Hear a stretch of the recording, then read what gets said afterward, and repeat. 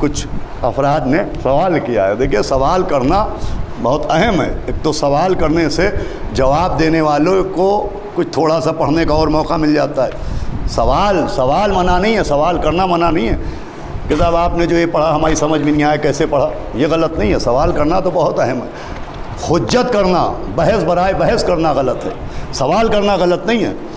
نبی کی حدیث موجود ہے کہ علم کے دروازے پر ایک تالا لگا ہوا ہے. علم تب تک نہیں ملے گا جب تک وہ تالا نہ کھلے. نبی نے فرمایا علم کے دروازے پر ایک تالا ہے اور وہ تالا جب تک نہیں کھلے گا علم نہیں ملے گا. تو لوگوں نے پوچھا حضرت اس علم کے تالے کی چابی کیا ہے؟ فرمایا سوال کرنا. صلوات بھیجو محمد علیہ محمد. ہمارے چھوٹے بھائی نے, بچے نے پوچھا اور افراد کے بھی ذہن میں کہ میں نے پڑھا تھا شرک کسے کہتے ہیں. میں نے ایک دن عرض کیا تھا, آپ حضرات شاید نہیں تھے اس میں, کہ شرک کسے کہتے ہیں. آج کل قرآن پڑھتے ہیں لوگ لیکن قرآن میں مشرکین کا ذکر ہے اور لوگ سمجھتے ہی نہیں کہ شرک کہتے کسے. چنانچہ وہ اہل بیت کو پکارنے کو شرک کہتے ہیں یا علی مدد کہنے کو شرک کہتے ہیں. لیکن میں نے عرض کیا تھا کہ شرک کی ایک تشریح یہ بھی ہے کہ خود سے بنانے کا نام شرک ہے اور خدا کے بنانے کا نام دین ہے. یاد ہے آپ کو؟ جہاں خود سے بنایا جائے وہاں شرک ہوتا ہے اور جہاں خدا بنائے وہاں دین ہوتا ہے. یہ جملہ میں نے کل بھی عرض کیا. اب شرک کہاں ہے اور dین کہاں ہے؟ اگر دیکھنا ہو تو تاریخ کے آئینے میں دیکھ لیے, ثقیفہ کہاں ہے, غدیر کہاں ہے. صلوات بھیجے محمد علیہ محمد. شرک صرف اللہ کے مقابلے میں کسی کو اللہ بنانے کا نام نہیں ہے. اللہ جس کو بنائے اس کے مقابلے میں کسی کو بنانا یہ بھی شرک ہے. چنانچہ وہ لوگ جنہوں نے اہل بیت علیہ السلام کے مقابلے میں دوسروں کو بنایا ان کو بھی مشرک کہا گیا ہے. اب دیکھیں میں اپنے ساتھ کچھ کتابیں لے کے آیا ہوں, اس لیے کہ میں نے پڑھا تو اس دن بھی تھا, لیکن اگر میرے پڑھنے سے سمجھ میں آ گیا ہوتا, بات واضح ہو گئی ہوتی تو سوال ہی نہ ہوتا. تو چونکہ صلوات بھیجے محمد علیہ, ظاہر سی بات ہے غلطی میری تھی, میں واضح نہیں کر پایا. تو میں آج آپ کے سامنے تفسیر انوار النجف لے کے آیا ہوں. ہمارے بڑے جید عالم ہیں غلام حسین جاڑا صاحب, ان کی کتاب ہے اور یہ تفسیر قرآن ہے. کوئی ذاکری کی کتاب نہیں ہے, کوئی خطابت کی کتاب نہیں ہے. ایک تو میں اس لیے بھی لایا ہوں تاکہ میں اپنی بات کر رہا ہوں, اپنی بات کر رہا ہوں کہ میں ان کتابوں کا حوالہ پیش کر کے سنجیدگی کے ساتھ ایک پیغام آپ تک یہ بھی پہنچاؤں گا کہ میں جو پڑھتا ہوں وہ وہی پڑھتا ہوں جو علماء لکھتے ہیں. صلوات بھیجے محمد علیہ محمد. بھائی جو علماء نے کتابوں میں لکھا ہے وہی میں پڑھ رہا ہوں. تو جو میں نے پڑھا ہے میں آپ کی خدمت میں عرض کرتا ہوں کہ شرک کسے کہتے ہیں. میں نے پڑھا تھا کہ اہل بیت کے مقابل میں کوئی آئے یا اہل بیت کی امامت کا انکار کیا جائے یہ بھی شرک ہے. چنانچہ یہ 4 جلد ہے تفسیر انوار النجف کی, اور اس میں ہمارے آپ کے چھٹے امام جعفر صادق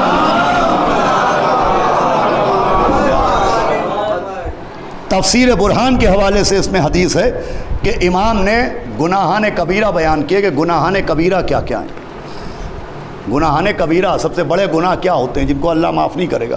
تو امام نے فرمایا پہلا گناہ کبیرہ شرک ہے, دوسرے قتل نفس ہے یعنی کسی کو قتل کر دینا, تیسرے یتیم کا مال کھانا, چوتھے والدین کی نافرمانی کرنا, پانچویں مومنہ عورت پہ تہمت لگانا, اور چھٹے جنگ سے بھاگ جانا, ساتویں اللہ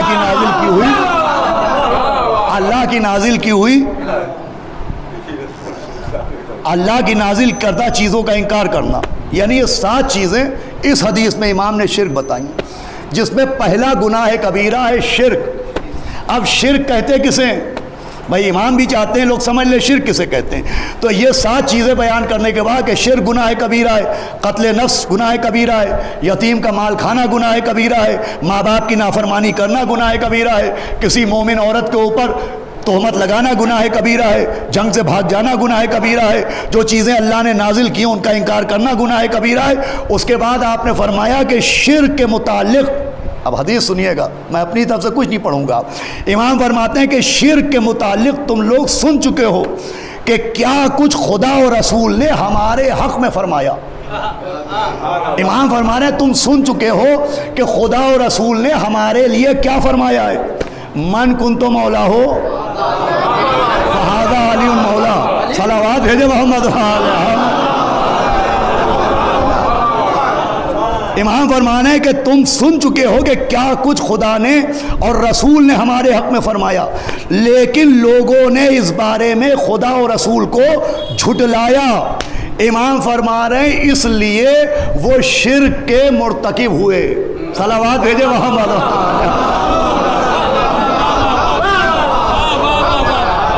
ایک صلوات اور پڑھیے محمد۔ بھائی دو گواہیاں چاہیے ہوتی ہیں نا، دوسری گواہی بھی سن لیجیے آپ۔ یہی چوتھی جلد ہے تفسیر انوار النجف، اور سورہ نساء کی تفسیر ہے۔ اس سورہ نساء کی تفسیر میں اصول کافی سے روایت ہے کہ امام جعفر صادق علیہ السلام دیکھیے یہ بات بھی سمجھ لیجیے گا، میں نے کہا وہ مشرک ہیں، تو اب سوال تو آنا ہی ہے کہ صاحب وہ تو نماز بھی پڑھتے ہیں، روزہ بھی رکھتے ہیں، وہ مشرک کیسے ہیں؟ تو دیکھیں کچھ مشرک وہ ہوتے ہیں جو اعلانیہ مشرک ہوتے ہیں، اور کچھ نفاق کے پردے میں چھپے ہوئے مشرک ہوتے ہیں۔ بھائی جیسے کافر، کچھ کافر اعلانیہ کافر ہے، مگر شیطان کانا من الکافرین۔ کیا ترجمہ ہے؟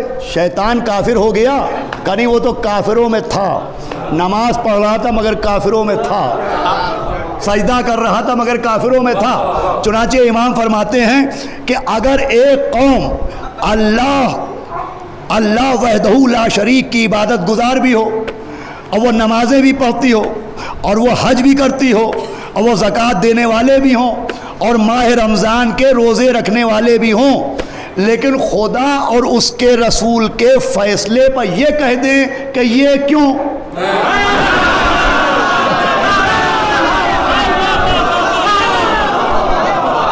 توجہ رکھیے گا، امام فرما رہے ہیں کہ اگر ایک قوم عبادت بھی کرتی ہو، نماز بھی پڑھتی ہو، ماہ رمضان کے روزے بھی رکھتی ہو، اور حج بھی کرتی ہو، اور زکوٰۃ بھی دیتی ہو، مگر اللہ اس کے رسول کے فیصلے پر کہہ دے یہ کیوں؟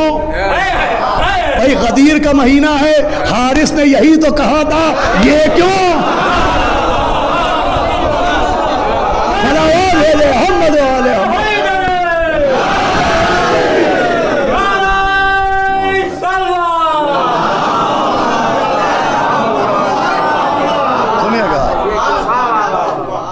صاحبان علم بیٹھے ہوئے ہیں۔ امام فرما رہے ہیں قوم اللہ وحدہ لا شریک کی عبادت بھی کرتی ہو، اور نمازیں بھی پڑھتے ہوں، وہ لوگ حج بھی کرتے ہوں، زکوٰۃ بھی دیتے ہوں، ماہ رمضان کے روزے بھی رکھتے ہوں، لیکن خدا یا اس کے رسول کے کسی فیصلے پر کہہ دے کہ یہ کیوں، ایسا کیوں، بلکہ اس طرح نہیں کرنا چاہیے تھا، یا کچھ نہ کہیں، اپنے دلوں میں وزن محسوس کریں، بوجھ، تنگی محسوس کریں، امام نے فرمایا تو یہ لوگ مشرک شمار ہوں گے۔ صلوات بھیجے محمد والے۔ ایک صلوات اور پڑھ دیں محمد والے۔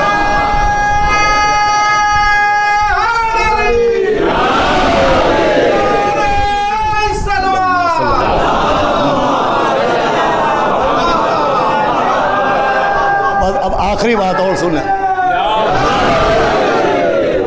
اب ایک سوال یہ ہے کہ بھئی ٹھیک ہے وہ مشرک ہیں، حدیث میں ہے کہ وہ مشرک ہیں، تو اب میں نہیں پڑھا تھا کہ قرآن میں آئے تھے کہ مشرک نجس نہیں نجس ہوتا ہے۔ نجس اور نجس میں فرق ہے۔ نجس اس کو کہتے ہیں جو نجس ہے اور پاک ہو سکتا ہے، مگر نجس وہ ہوتا ہے کہ پورے دنیا کے سمندر لا کے اونڈیل دیجئے وہ پاک نہیں ہو سکتا۔ تو کہا جائے وہ مشرک ہے اور نجس ہے تو پھر اس کے ہاتھ کے کھانے پینے کو کیا کیا جائے گا؟ اب دیکھیں یہ اب تک جو میں نے پڑھا یہ ہے علم کلام، اس کا تعلق علم کلام سے ہمارے مولانا یوسف میاں اور تنویر میاں جانتے ہیں کہ یہ جو مناظرہ ہوتا ہے اور یہ جو دلیلیں دی جاتی اس کو کہا جاتا ہے علم کلام، اور جو شرعی مسئلے ہوتے ہیں اسے کہا جاتا ہے علم فقہ۔ اب چونکہ فقہی مسئلہ پوچھا گیا ہے تو میں کوئی مجتہد تو ہوں نہیں، میں کوئی عالم یا میں کوئی صاحب جامع و شرائط مجتہد تو ہوں نہیں جو فتوے اپنی طرف سے بیان کر دوں گا۔ میں آپ کو شرعی مسئلہ سناتا ہوں جو کتاب میں لکھا ہوا ہے، سنیے گا، بہت غور سنیے گا۔ اب دیکھیں یہ حدیث ہے، یہ بات واضح ہوئی کہ مشرک کے ہاتھ کا کھانا نجس، یہ مشرک ہیں۔ اب دیکھیں یہ مشرک ہیں، لیکن ان کے لیے جو شریعت میں لفظ آیا ہے وہ لفظ ناسبی آیا ہے۔ مشرک کسے کہتے ہیں؟ جو اللہ کے مقابلے میں کسی کو بنائے۔ ناسبی کسے کہتے ہیں؟ جو اہل بیت کے مقابلے میں کسی کو نصب کرے۔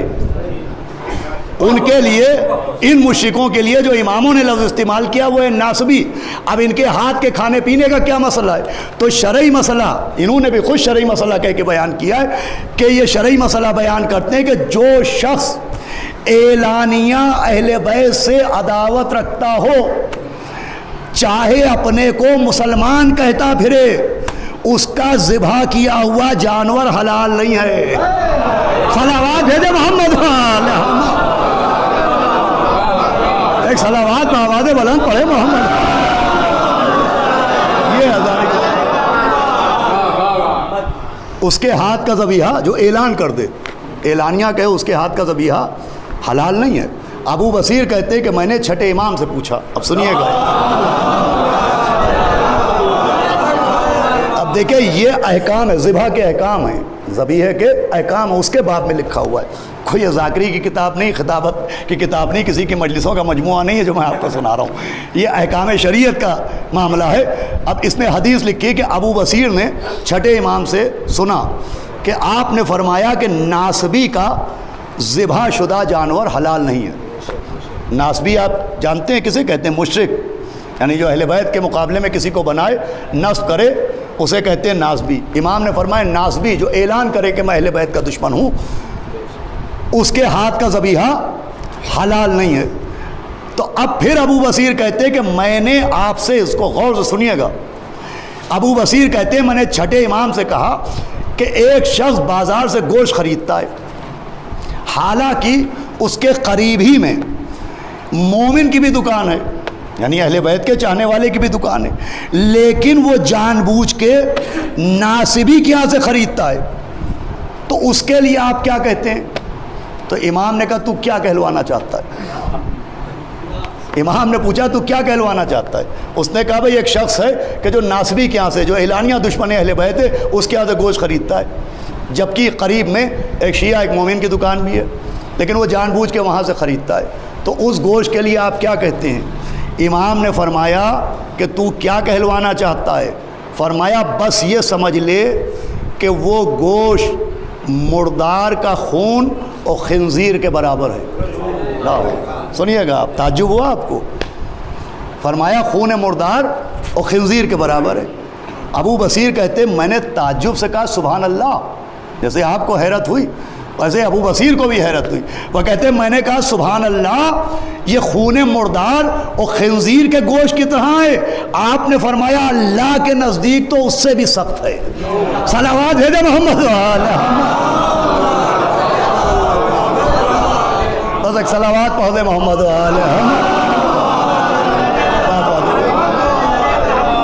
دیکھیے اب احکام شریعت کا مسئلہ یہ ہے کہ جب تک کوئی اظہار نہ کرے گا, اظہار نہیں کرے گا, تب تک اسلام حکم نہیں لگاتا ہے. اندر سے کیا ہے شریعت یہ دیکھ کے حکم نہیں دیتی ہے, باہر سے کیا ہے اعلان کیا کر رہا ہے شریعت یہ دیکھتی ہے. بھائی ابلیس کانا من الکافرین, کافروں میں تھا, لیکن جب تک چھپا ہوا تھا فرشتوں کے بیچ میں رہا. جہاں اعلان کر دیا قابل لعنت ہو گیا. صلوات بھیجے محمد. اب سنے بھائی پلو بھائی, گفتگو تمام ہے, اس لیے کہ مجلس آپ کی نظامت سے شروع ہوتی ہے تو ختم بھی آپ ہی کے اوپر ہونا چاہیے. ابھی مسلسل آپ روزانہ مرزا محمد اشفاق صاحب اللہ مقامہ, اللہ ان کے درجات بلند کرے, ان کے خطابت اور ان کے بارے میں تفسیریں فرما رہے ہوں. مرزا دبیر کے حوالے سے ان کا شعر سنایا. بھائی یہ جو مسئلہ ہے کہ ان کے ہاتھ سے کھانا چاہیے یا نہیں کھانا چاہیے, تو میں بھی آپ کو اشفاق صاحب کے 2 مصرے سناتا ہوں, چاہے یہاں سمجھیے گا چاہے گھر جا کے سمجھیے گا. اشفاق صاحب نے فرمایا ید مسلم کا مسئلہ شوق, ان کا تخلص شوق تھا, ید مسلم کا مسئلہ شوق بھاگتے بھوت کی لنگوٹی ہے. صلوات بھیجے محمد. ایک صلوات اور پڑھ محمد.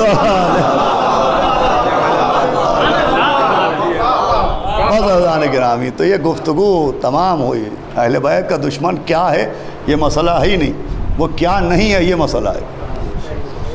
منافق بھی وہی ہے, کافر بھی وہی ہے, مشرک بھی وہی ہے, ہر عیب اس میں موجود ہے. وہ کیا ہے کیا نہیں ہے. بہرحال اب وہ تو احکام شریعت ہمارے فقہا جانے اور کس مناسبت سے کون سا حکم دیا جاتا ہے وہ جانے، لیکن جو میں نے آپ کی خدمت میں یہ بھی مسائل شریعت کے متعلق تھا کہ اگر کوئی علل اعلان کہہ دے میں اہل بیت کا دشمن ہوں تو اس کے ہاتھ کا حرام ہو جاتا ہے، علل اعلان۔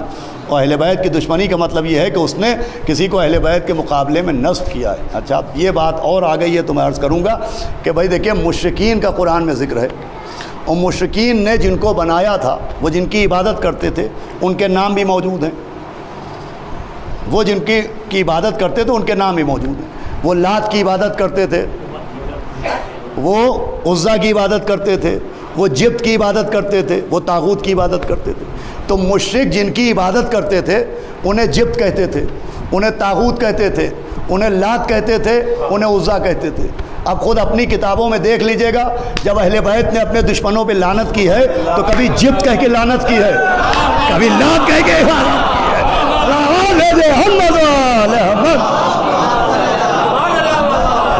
اللہم لن جبت والطاغوت، کہ جبت و طاغوت پہ لعنت ہو۔ اور دعائے صنمیہ قریش موجود ہے۔